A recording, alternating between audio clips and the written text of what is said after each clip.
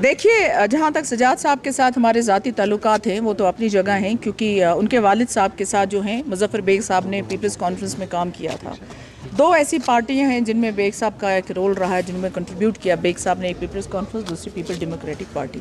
लेकिन जहाँ तक वोट देने की बात है उसमें सियासी वजूहत आ जाती हैं। सियासी वजूहत ये रही, जो मेरी अपनी सोच कहती है एज ए वोटर, वो ये है कि हमें जो पार्लियामेंट इलेक्शन अब होने जा रहा है, मुझे लगता है कि हमें एक नई आवाज़ को एक मौका देना चाहिए, ताकि वो वहाँ जाके जम्मू कश्मीर के हवाले से जो बात करनी हो वो कर सके। मैं इस चीज़ पे यकीन रखती हूँ कि जिस प्रोसेस से सजाद साहब गुजरे हैं, जिस प्रोसेस से जम्मू कश्मीर बिलखुसूस कश्मीर के लोग गुजरे हैं, वो सजाद साहब ने प्रैक्टिकली देखा है।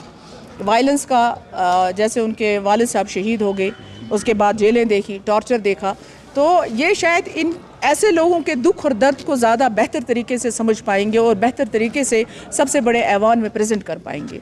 दूसरा, जो मुझे उम्मीद है और जो मैं यकीन रखती हूँ कि जो जम्मू कश्मीर की डेवलपमेंट तक महदूद नहीं है, बल्कि 2019 के बाद मुझे कोई ज़ाती ज़िद नहीं है नेशनल कॉन्फ्रेंस के साथ, कोई ज़ाती इख्तलाफात नहीं है। लेकिन मुझे ये लगता है कि जो पिछले 2019 से पहले जो MPs का रोल था वो मुख्तलिफ था, लेकिन 2019 एब्रिगेशन ऑफ आर्टिकल 370 के बाद MPs पे एक बड़ी ज़्यादा रिस्पॉन्सिबिलिटी बनती थी।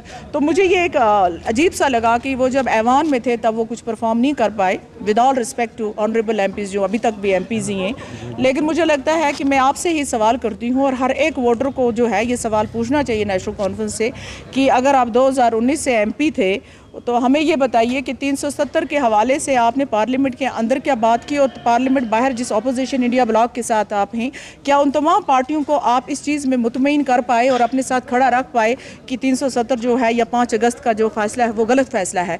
जिस पार्टी के साथ आज नेशनल कॉन्फ्रेंस ने अलायंस किया है वो सिर्फ वोट के लिए किया है। कांग्रेस ने अपने मैनिफेस्टो में ये कहा कि हमें 370-35 के साथ कुछ नहीं है, हम सिर्फ स्टेटहुड रिस्टोर करेंगे। तो फिर क्या फ़र्क है कांग्रेस और BJP में? फिर ये दोनों भाई हैं।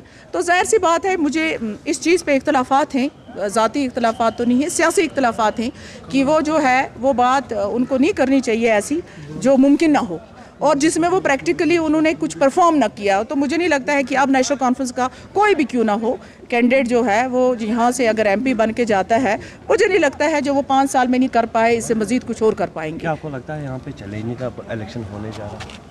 इलेक्शंस तो हमेशा चैलेंजिंग ही होता है, it's always challenging and risky, but ultimately लोगों का मैंडेट होता है, लोग जिसको मैंडेट देना चाहे, लोग जिस पे भरोसा करें। मुझे लगता है एक नई आवाज़ जो है वक्त की ज़रूरत है। हमने इन सब को आजमाया है, चलिए आज हम अपने भाई सजाद साहब को भी आजमा के देखते हैं, और अगर हमें लगता है कि हम खरे नहीं उतरेंगे, 5 साल के बाद लोग अपना मैंडेट बदल भी सकते हैं।